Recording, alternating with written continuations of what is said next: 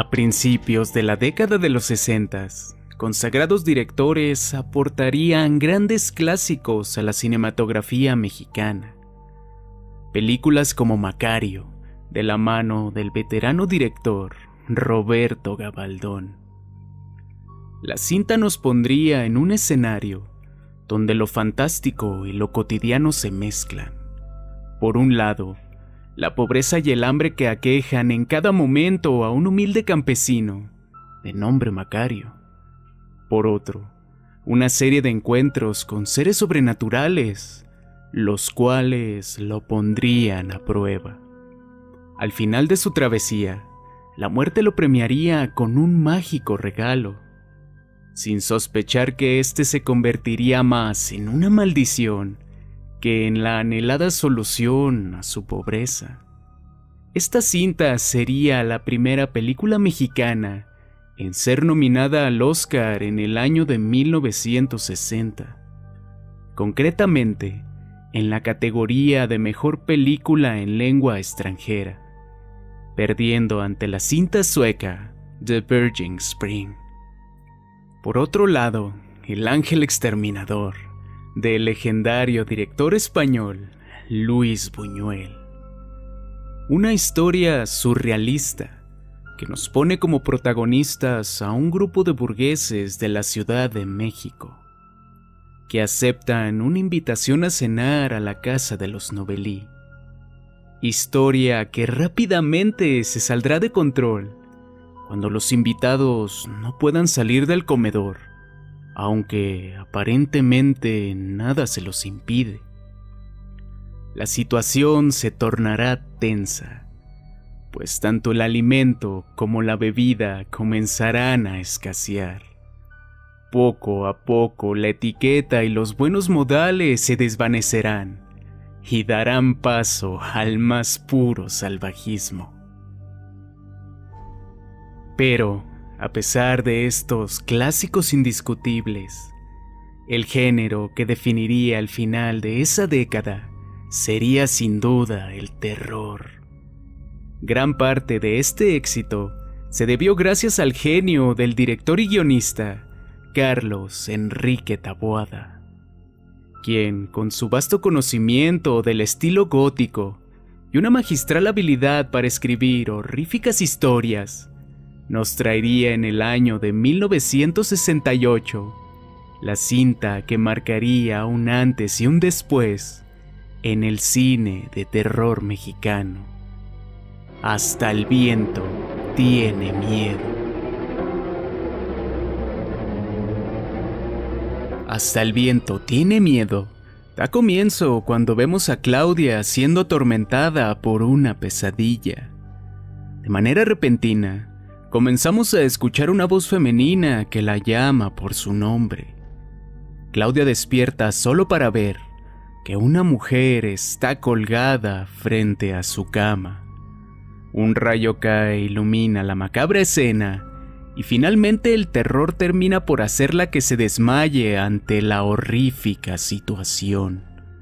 Un viento arremete contra la ventana y la abre de golpe, dejándonos con la imagen de la mujer balanceándose, mientras Claudia yace desmayada en su cama. Por la mañana, Kitty y Marina van a visitar a Claudia al dormitorio, donde ella se encontraba reposando después de lo ocurrido la noche anterior. Las amigas de inmediato le preguntan acerca de la pesadilla. Claudia narra que había sido algo horrible y que se encontraba en un lugar oscuro, donde había unas escaleras desde donde alguien la llamaba de la parte de arriba. Al subir entró a una especie de desván, donde encontró a una mujer balanceándose ahorcada. La plática es interrumpida cuando Josefina entra y cuestiona a las amigas de Claudia por su presencia en el dormitorio. Menciona que estaba prohibido por la directora y que iría a acusarlas. Las amigas de Claudia, ante esta amenaza, deciden regresar a sus clases. Mientras tanto, el doctor Oliver recomienda reposo para Claudia, argumentando que había sufrido un ataque de nervios provocado por la pesadilla. Pero la directora Bernarda de inmediato rechaza la petición del médico. El doctor le advierte que Claudia podría estar al borde de una crisis nerviosa, pero de nuevo la directora Bernarda refuta esta indicación y ordena que Claudia asista a clases a pesar de las recomendaciones del médico. Después de sus clases, Claudia, acompañada de Ivette y Verónica, caminan por el patio del internado. Claudia se percata que el candado de la vieja torre se encuentra abierto. De inmediato, siente una atracción inusual hacia el lugar y menciona que le gustaría saber qué hay hasta arriba del mismo. Verónica le dice alarmada que está estrictamente prohibido entrar ahí. Ivette llama a Kitty, Marina y Liliana para advertirles de ese insólito suceso, ya que ese lugar siempre había permanecido cerrado. Una vez dentro de la torre, Claudia reconoce que ese había sido el lugar de su pesadilla. Incluso describe el sonido que hacían las escaleras y el color de la puerta que da hacia la buhardilla en lo alto de la torre. Las jóvenes suben para comprobar si todo esto era cierto, y al encontrarse frente a la puerta, Claudia menciona que detrás de ella estaba la mujer colgada. La directora Bernarda las encuentra en lo alto de la escalera, y esto le causa una gran molestia, ya que todas sabían que estaba estrictamente prohibido entrar al lugar.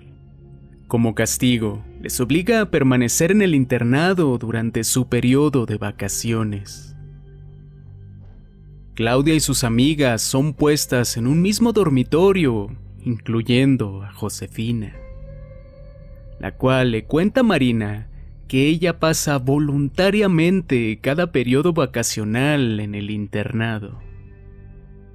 Durante la primera noche de su castigo, la voz espectral comienza a llamar a Claudia, la cual se levanta y sale del dormitorio rumbo a la torre. Kitty y Liliana, al percatarse de esto, la siguen hasta el patio del internado para despertarla. Finalmente las amigas la alcanzan y la sacan del trance. Una vez despierta, Claudia les cuenta que escuchaba una voz que la llamaba desde la torre. Kitty le dice que nadie podría estar ahí dentro porque el lugar estaba cerrado. Pero al mirar, tanto la puerta como su candado se hallaban abiertos. Claudia advierte a sus amigas de que no están solas y les pide que levanten la mirada hacia la ventana de la torre. Desde lo alto, al otro lado de la ventana, una joven las estaba observando. A la mañana siguiente, mientras desayunaban en el comedor, Kitty miraba una fotografía de su novio. Su distracción llama rápidamente la atención de la directora Bernarda y se la confisca. Esto enfurece a Kitty y decide ir al despacho de la directora a la medianoche para recuperarla. Cuando llega la hora, ella baja solo con una linterna de mano hasta el despacho y comienza a buscar entre los cajones.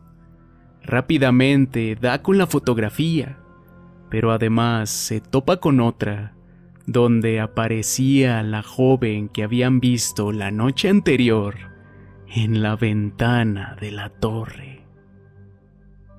Por la mañana, Kitty le entrega las fotografías robadas a la subdirectora Lucía, la cual le agradece su sinceridad y le dice que ella misma la regresaría al despacho de la directora.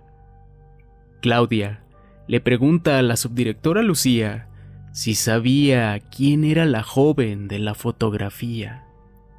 Ella contesta que sí, que su nombre era Andrea Ferrano y que había sido alumna del internado. Claudia le responde que Andrea era la mujer con la que había soñado días atrás. La subdirectora, claramente asustada, evade el tema y les ordena que regresen a sus clases. Por la noche, Claudia practicaba una canción de piano en el salón de música, acompañada de Liliana y Verónica. Kitty, Marina y Beth llegan a unirse al grupo de amigas y comienzan a burlarse de lo mal que tocaba Claudia. Y Beth les dice que ella sí sabe tocar y aparta a Claudia del piano. Kitty, emocionada al escucharla tocar, comienza a bailar, hasta que sus amigas la persuaden para hacer un striptease. En medio de su baile, mira hacia una de las ventanas que dan al patio y a través de ella, el fantasma de Andrea la estaba mirando bajo la lluvia. La aparición espectral hace que Kitty entre en pánico y se desmaye. Al día siguiente del macabro encuentro, las 7 jóvenes le cuentan lo sucedido a la subdirectora Lucía. Al principio ella intenta convencerles de que esa aparición había sido solo su imaginación, pero al ver que todas le insistían en que era la misma que habían visto en la fotografía, termina por contarles lo sucedido 5 años atrás. Andrea, al igual que ellas, se encontraba castigada en sus vacaciones. Pero en ese periodo vacacional, la madre de Andrea enfermó de gravedad. Las maestras, creyendo que esto era solo una mentira para dejarle salir, no le permitieron hacerlo. Hasta que una tarde llegó la noticia al internado de que la madre de Andrea había fallecido. Esto la destrozó por completo. Pasó toda la tarde llorando de una manera inconsolable y a la mañana siguiente fue encontrada colgada en la buhardilla de la torre. Las jóvenes, sorprendidas por la historia, le preguntan más sobre ella a la subdirectora Lucía. Ella le responde que había sido su mejor alumna, que era dulce, amorosa, excelente pianista, que tenía una memoria asombrosa y que amaba los heliotropos. Toda esta plática hace que Claudia se pregunte a sí misma qué era lo que Andrea buscaba y por qué la había elegido a ella. Preguntas a las que solo encontrarás respuesta cuando veas esta excelente película. Siendo esta cinta su debut como director en el género de terror, Carlos Enrique Taboada nos demostró su genio desde la primera escena, dándole protagonismo a elementos que a primera vista parecen insignificantes, como las sombras, buscando darnos una representación de lo sobrenatural o la fuerte conexión que habría entre los personajes de Claudia con Andrea a lo largo de toda la película. Este mismo uso de las sombras lo veríamos en clásicos del cine de terror como Nosferatu o Psicosis. Luego también está la integración del viento más como un protagonista que como un simple sonido de ambientación, convirtiéndose rápidamente en un heraldo del dolor que sentía Andrea, llevando su intensidad a diferentes niveles hasta su clímax al final de la película. También debemos destacar que el uso de efectos especiales dentro de la película es prácticamente nulo, siendo solo algunos efectos de sonido los que podemos apreciar. Esta naturalidad dentro de la cinta nos envuelve rápidamente, evocando en nosotros esas viejas historias de fantasmas que por generaciones hemos escuchado. El amado estilo gótico de Taboada lo podemos ver en diferentes dosis durante toda la cinta, desde las más pequeñas, con el llamativo rojo escarlata del uniforme de las jóvenes, hasta los gatos y los búhos que merodean por el internado. O en los más grandes, con las locaciones o los decorados, que en conjunto hacen una delicia de este estilo en particular. La música no se podía quedar atrás, es excelente, la cual se fusiona a la perfección en los instantes en el que el viento está presente, logrando integrarlo como parte de la misma, generando tensión, intriga y terror en los momentos adecuados durante toda la película. Si bien algunas de las actuaciones a veces dejan algo que desear, sin duda, Norma Lazareno como Kitty y Márgara López como la directora Bernarda brillan durante toda la película. Incluso al punto en que ellas serían llamadas ese mismo año para participar como estelares en la nueva película de Taboada. Hablando del personaje de Kitty, debemos reconocer en ella una alusión a la revolución sexual que se estaba gestando por esa década. Cambios que desafiaban los códigos tradicionales sobre la moral sexual. Pudimos ver los conflictos que le generaba, su forma de pensar, vestir y expresarse. Todo esto siendo una alegoría de lo que se vivía en esa década en la sociedad mexicana, una que es especialmente conservadora. Durante la escena de su baile erótico, podemos ver las diferentes reacciones de sus compañeras, habiendo una en especial que llama fuertemente la atención. Liliana claramente no puede ocultar su cara de deseo provocada por el baile de su amiga, siendo otra referencia al cambio de la revolución sexual, donde se pretendía el reconocimiento y la normalización de la homosexualidad, dejándonos en estos personajes una sutil referencia a este movimiento. Esta magnífica combinación de elementos darían como resultado la que sería por muchos años el clásico indiscutible del cine de terror mexicano, consagrando a Taboada como un experto a la hora de tomar elementos cotidianos para volverlos horríficos y extraordinarios. Durante casi 2 décadas, sus películas se convirtieron en un punto de referencia del género a nivel nacional. Lamentablemente, Carlos Enrique Taboada falleció en el año de 1997, dejándonos su maravilloso legado, mismo que lo convertiría en el maestro indiscutible de la época de oro del cine de terror mexicano.